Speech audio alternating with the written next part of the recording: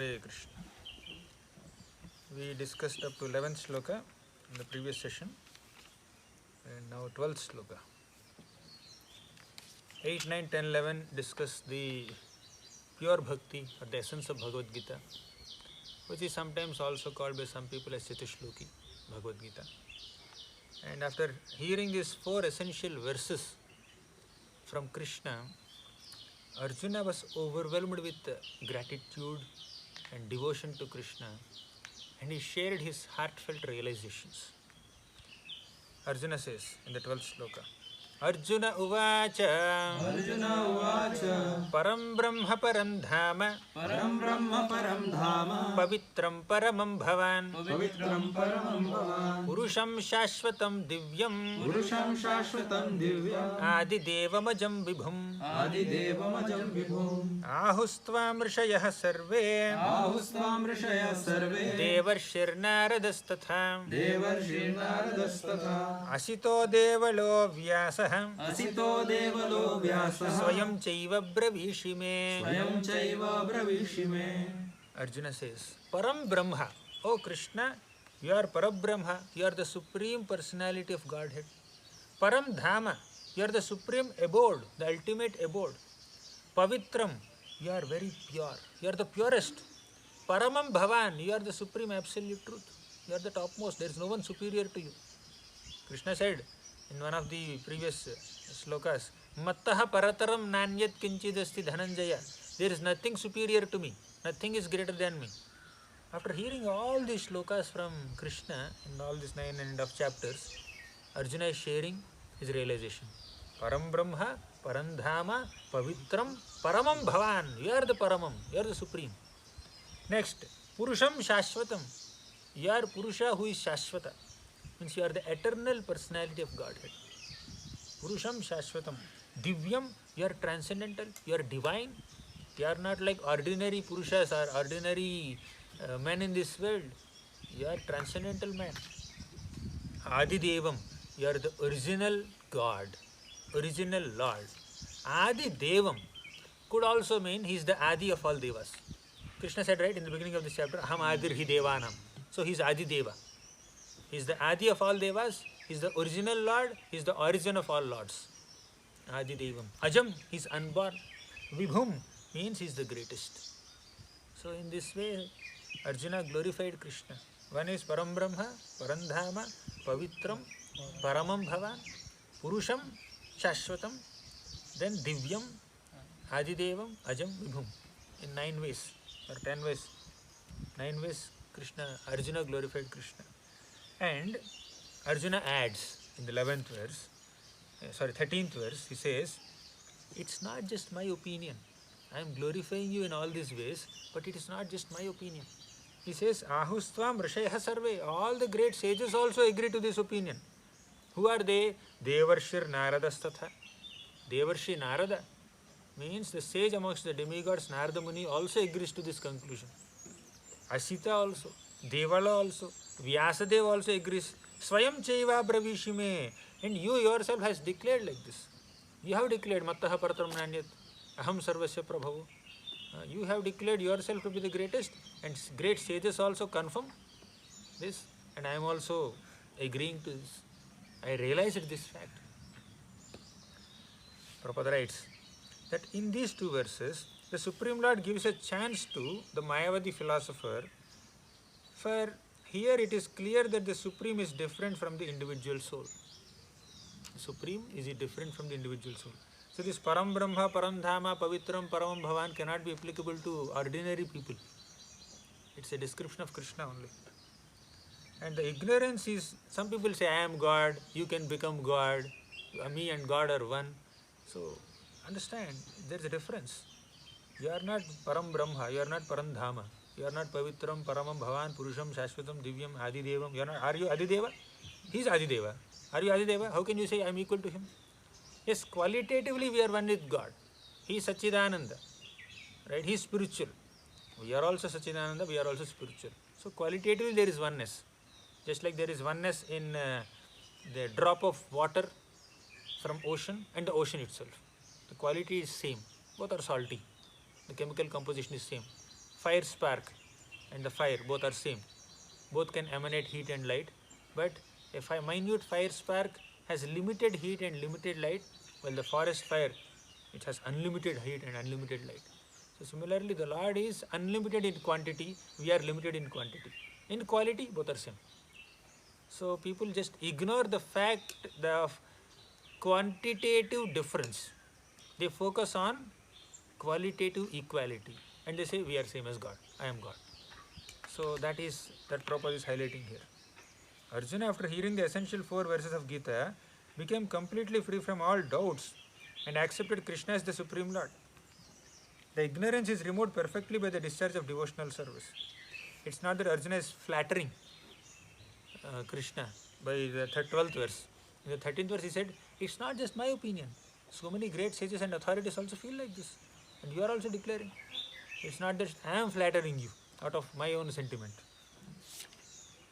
And many Vedas and Upanishads also glorify Krishna like that. Yam Brahma, you know that sloka from the last chapter of Bhagavatam. Yam Brahma Varunendra Rudra Marutah Stunvanti Divyaistavaihi Vedaihi Sangapadakramopanisadaihi Gayanti Yam Samagaha Dhyanavasthita Tadgatena Manasa Pashyanti Yam Yogino Yasyantam na vidursura suraganaha devaya tasmai namaha. Yam Brahma, Varuna, Indra, Rudra, Chandra, all these people, Maruts, they glorify Krishna. Vedaihi Sangapadakramopanisadaihi Gayanti Yam Samagaha. All the Vedas are also describing the glories of Krishna. Dhyanavastita Tadgatena Manasa. All the yogis are actually meditating on Krishna. Demigods and sages are glorifying Krishna. The scriptures are glorifying Krishna and describing Krishna. Yogis are meditating on Krishna. And it's not very easy to understand Krishna's glories. So Krishna is the Supreme Lord, origin of everything. He is repeatedly described in Bhagavad Gita and many other scriptures. Krishna said, Aham Sarvasya Prabhavo. Where is ambiguity in Gita? Where is confusion in Gita? It's very conclusively and categorically established that Krishna is the Supreme Lord. In Gita Subodhini, at the end, I had given one thematic compilation. Krishna is the Supreme Personality of God. You can go through it whenever you get some time. All the verses that are declaring Krishna to be the Supreme. Next sloka. 14th sloka. Sarvametadritam manye Yanmam vadasi Keshava Nahite Bhagavan Vyaktim Vidur Devana Danavaha Sarvametadritam manye. I consider that everything Sarvametad Ritam manye. I consider everything that you have spoken as truth. Okay. Yanmam vadasi Keshava. Whatever you have told me, whatever you have explained to me up to 9th chapter, up to middle of 10th chapter, I accept everything as truth. Because you do not speak like you are God. Nahite Bhagavan Vyaktim Vidur Deva Nadanavaha. I also understand that neither demigods nor demons can understand you. Okay. Dhyanavastita Tadgatena Manasa Pashyanti Yam Yogino Yasyantam na Vidur Sura Asura Ganaha Devaya Tasmai Namaha. The end of Krishna's glories cannot be understood by demigods and demons. Same thing Arjuna is saying here. Whatever that Bhagavatam sloka is saying, I quoted from 12th canto, 13th chapter, 1st sloka. And here, Bhagavad Gita, 10th chapter, 14th sloka. Both are same.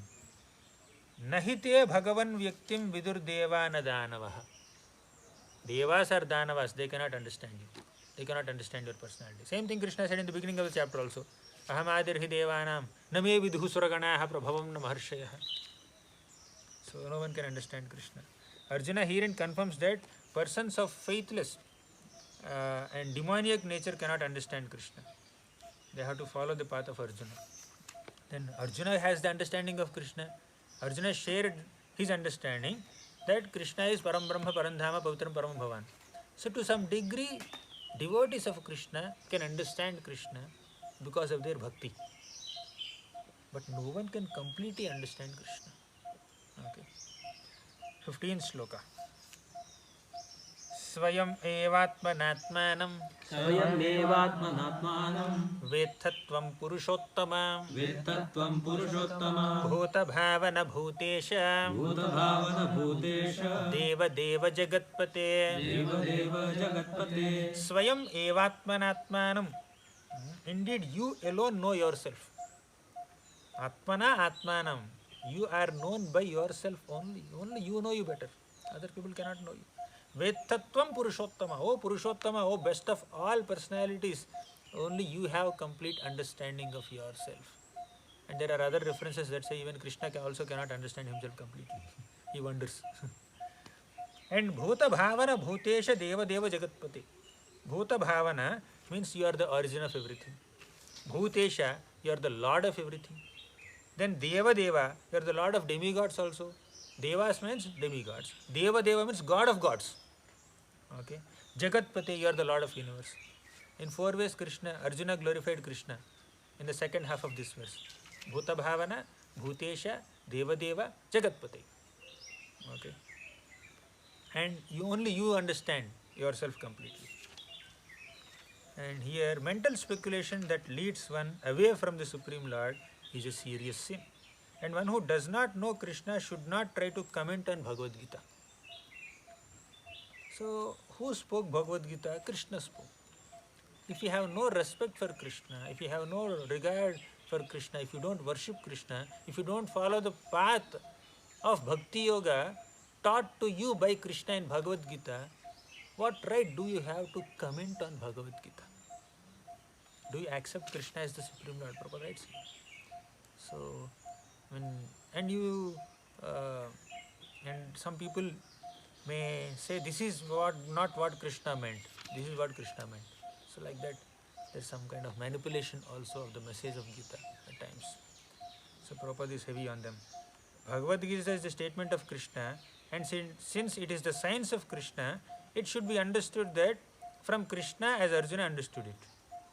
It should be understood from Krishna as Arjuna understood it.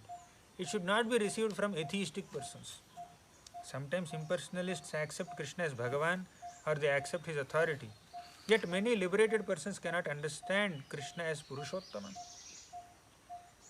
He is the father of all living entities. Thus the truth about Krishna is established in this verse by the realization of Arjuna. And we should follow in the footsteps of Arjuna to understand Krishna as he is. The first student of Bhagavad Gita is Arjuna. Krishna is directly teaching Arjuna. And Arjuna is sharing his realization. This is my understanding about Krishna. Give value to what Arjuna says. Not any speculative interpretations. 16th sloka. Vaktumarhasya seshena divya hyatma vibhutayah yabhir vibhutibhir lokan imamstvam vyapya tishtati. Please tell me in detail. Vaktumarhasi. Aseshena. Aseshena means don't leave any gaps. In full detail you tell me. What you have to tell me?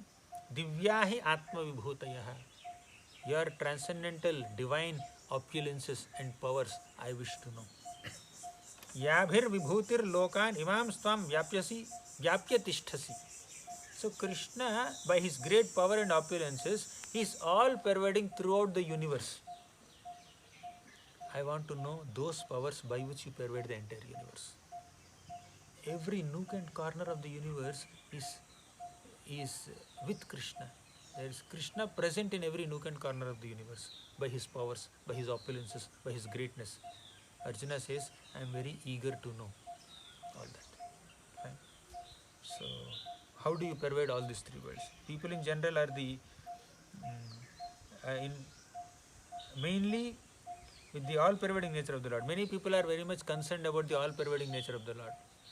Although Krishna is there in the heart and Krishna is the worshipable object, how is Krishna present everywhere? How is God present everywhere? Some people are interested in knowing it. So Arjuna asks this question so that we get an understanding of how Krishna is present in every aspect of the universe, or everything in the universe is being sustained and maintained by Krishna. Okay. 17th sloka. Katham vidyamaham yogim's कथं विद्यामहं tvam योगिं sada parichintayan त्वां सदा परिचिन्तयन् keshu keshu cha bhaveshu केषु केषु च भावेषु chintyosi bhagavanmaya. चिन्त्योऽसि भगवन्मया. Katham vidyam aham yogims. O great Lord, I want to know, O Supreme Mystic, aham yogims, tvam sada parichintayan. I wish to fix my mind on you. Sada parichintayan means I should always think about you. How is it possible? Keshu keshu cha bhaveshu. In what various forms are you to be remembered, O Lord? Chintyosi Bhagavan Maya.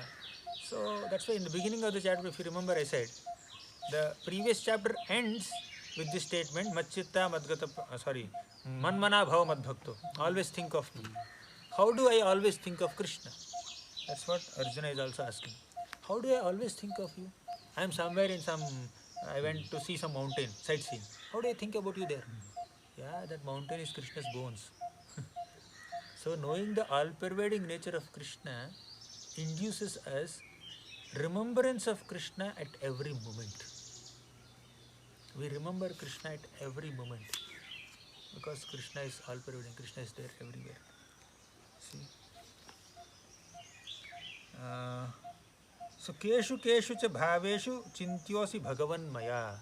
How do I remember? When you are drinking water, you remember rasoham apsu kaunteya. When you are seeing sun and moon, you see they are Krishna's eyes. In this way, everything and every element in the universe can remind you of Krishna.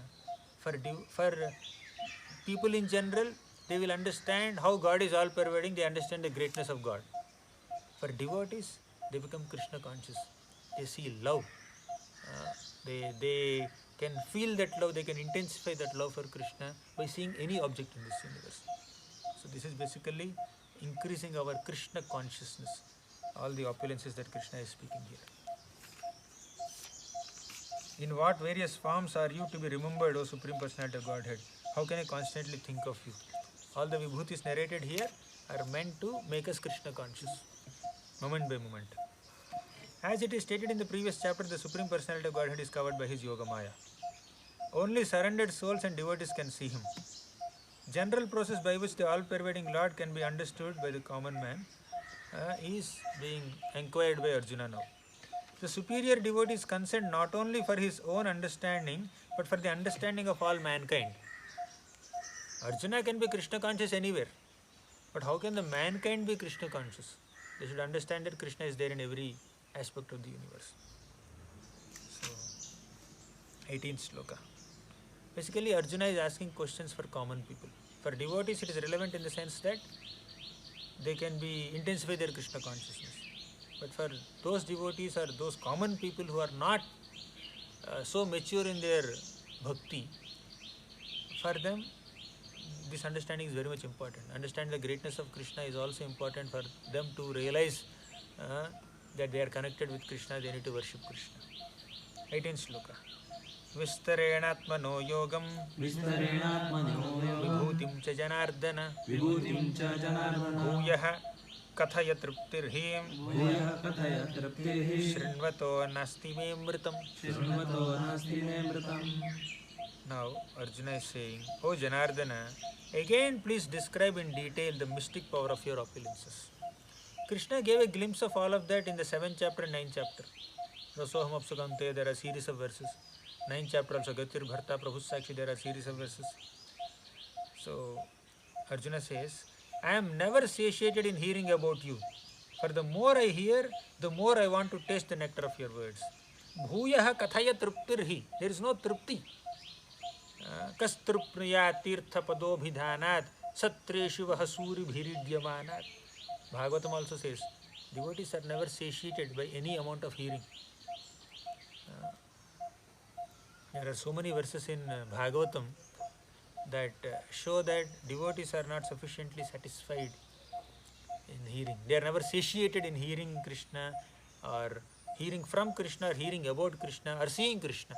Nityam nirikshamananam yadapi dvara kaukasam na vitrupyante hidrishah shriyo dhamangam achyutam.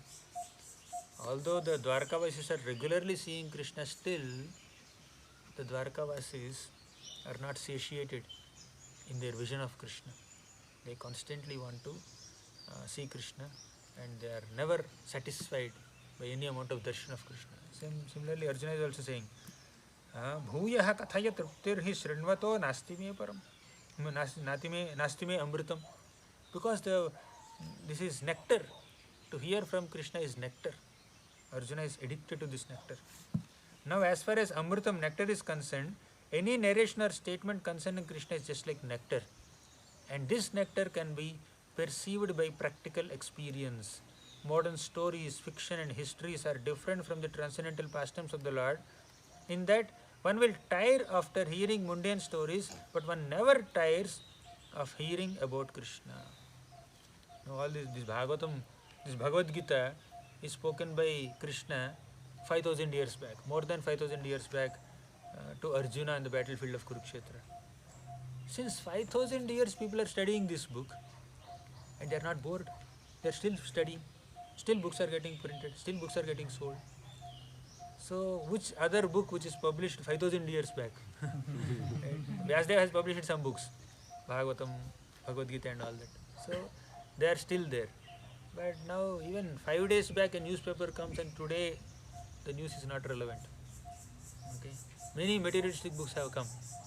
So what is written there cannot continue to remain relevant forever. But this is ever relevant. Gita, Bhagavatam, these scriptures are ever relevant to the humanity because they are spoken by God. They are explained by devotees of God. And any literature that is based on this, that is referring to this, that is upholding the principles written in Bhagavatam, Bhagavad Gita, so they are all worth studying. Other literatures may temporarily excite people, but they have a limited lifetime in terms of entertaining people or educating people or enlightening people. But this is ever relevant. Okay. So we'll discuss the remaining part of the chapter in the next session. Hare Krishna. Thank you.